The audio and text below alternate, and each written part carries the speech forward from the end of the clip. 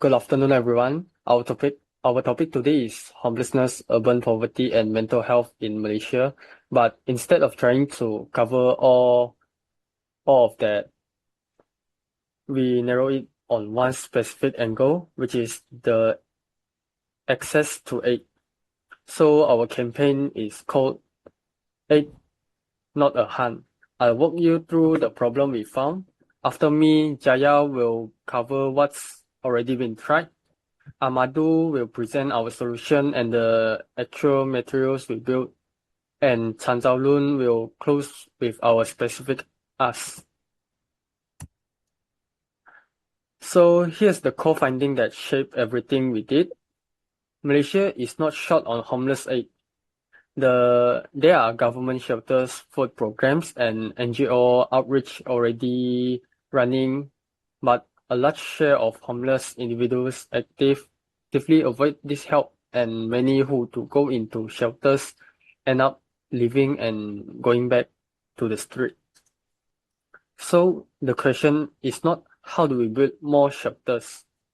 It is why do people keep avoiding help that already exists around them? So the answer is tracing back to the one of the law, which is the Destitute Person Act of 1977. It allows officers to detain anyone who simply appears homeless or is begging and place them in a welfare home for up to 3 years, extendable for another 3. And from the street, government aid and government enforcement look exactly the same, so people don't take the risk. And this is not just our theory, and actually it was documented. So there is 3 things stood out in our research, which is the first one is homeless individuals are consistently reported as afraid of government programs, specifically because of the detention rates, not because they don't know the aid exists. Second, even in transitional shelters like Anjun Singa, most residents leave voluntarily and go back to the street rather than completing the program. That tells you that it's a trust problem and not a comfort or the capacity problem of the shelter. And third, this is the part that makes our campaign timely. A formal review of that 1977 Act was underway starting in 2023. And to decide how homelessness should legally be handled going forward, that's a real life decision point we can actually aim at. So it exists. Fear of detention is why people don't use it, and there is a legislative window open right now to fix at root cause. That's the problem. I'll hand it over to Jaya to cover what's already been tried to fix this and why it hasn't worked.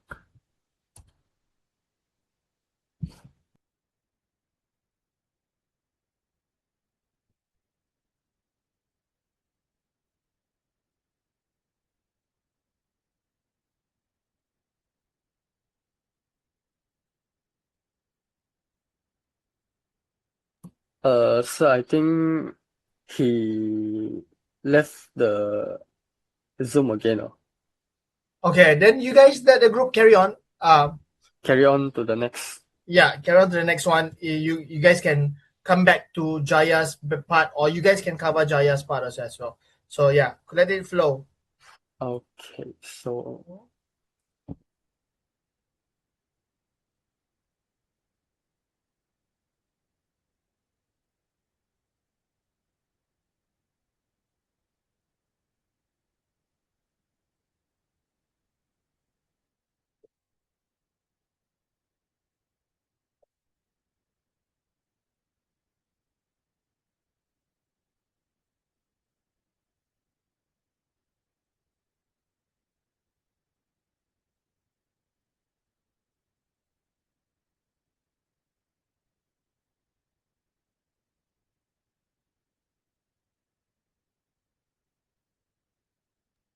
So this group, you guys can continue with your presentation and carry on.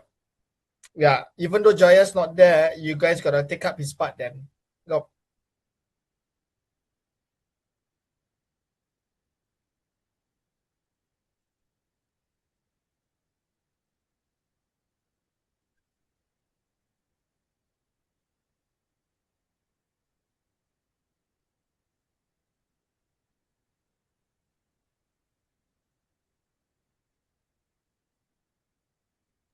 Wait, sir.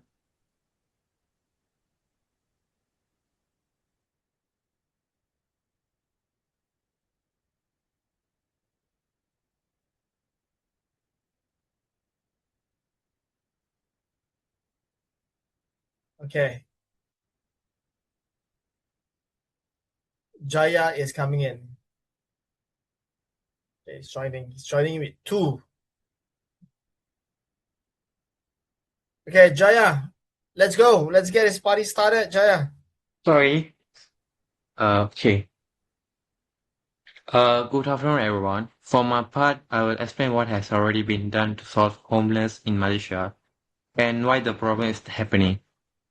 Let us start with the timeline. In 1965, Malaysia introduced the Vagrant Act. Under this law. Begging was treated as a crime. This means homeless people could be arrested for begging or living on the street.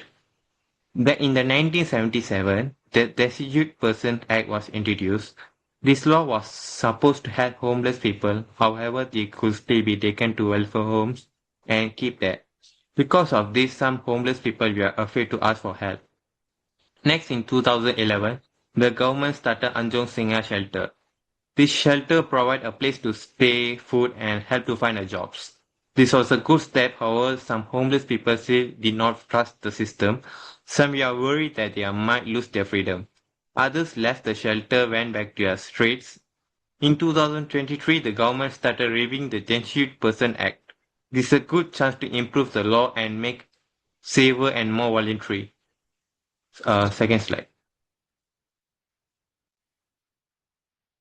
So what is the main problem? Many past efforts focus on giving food, shelter, and support, but they did not fully solve the trust problem. Their help is valuable, but some homeless people are still afraid to use it.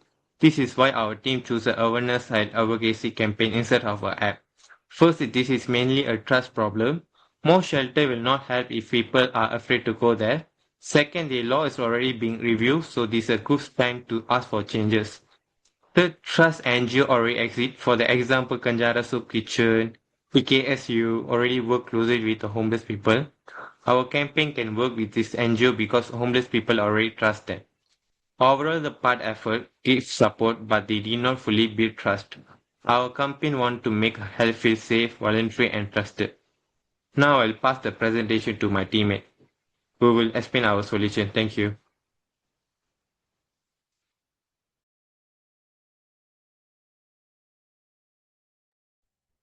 Good afternoon, everyone. My name is Amadou. Today I want to explain you about the solution. Okay, we have 3 solutions: homeless individual, the general public, and policymaker. The first is homeless individual. Our proposal solution is an campaign called Batum Bukan Burian, which means help, not hands. And the campaign is designed around the 3 key audience because creating lasting change requires action from different parts of society. The next is the general public. We want to reassure them that seeking assistance is safe. Support will be delivered through trusted and community organization. And then the last is policymaker. We advise for concrete legal reform by calling for the decentralization of homelessness during the review of relevant legislation. And then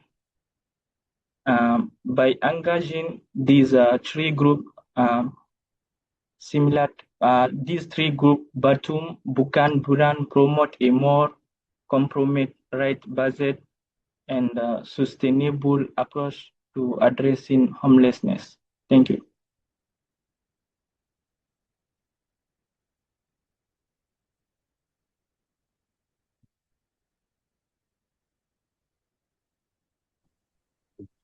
Okay, so after looking at the problem, and our campaign, the next question is, what are we actually asking the government to do?